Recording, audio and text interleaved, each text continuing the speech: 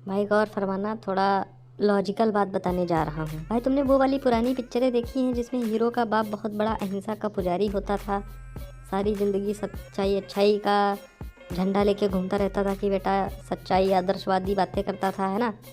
वो वाली पिक्चरें तुमने देखी हैं?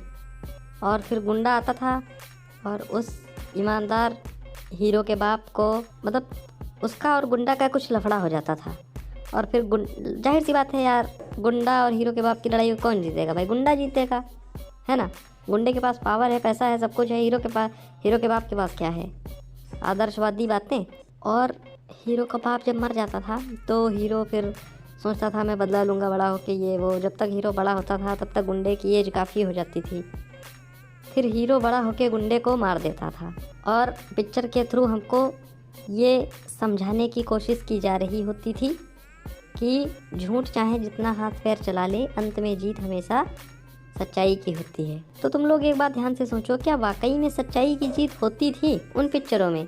नहीं, मतलब तुम गुंडा और हीरो को कंपेयर ना करो, तुम गुंडा और हीरो के बाप को कंपेयर करो, क्योंकि गुंडा हीरो के बाप की एज का है, तो तुम गुंडा और हीरो को कंपेयर ही नहीं कर सकते। अब सोचो, एक तरफ हीरो का बाप जो सारी ज़िंदगी सच्चाई अच्छाई ईमानदारी आदर्शवादी बन के घूमता रहा और उसकी पगार भी इतनी कम थी कि सही से गुजारा नहीं होता था, और एक तरफ गुंडा था जो सारी ज़िंदगी ऐशो आराम से, जिसने सारी ज़िंदगी ऐशो आराम से गुजार दी, बड़े बड़े प्लेन, बड़े बड़े बंगले, है ना, इन सब चीज़ों में वो खेला, और अंत में जब वो मरने वाला ही था, बुढ़ापे से वैसे ही मर जाता, तो उस हीरो ने आकर उसको आसान मौत दे दी।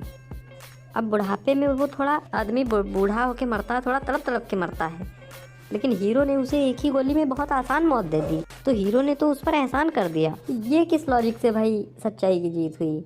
हीरो के बाप को तो उसने 40 साल पहले ही मार दिया था। एटलीस्ट गुंडा हीरो के बाप से 40 साल ज़्यादा जिया।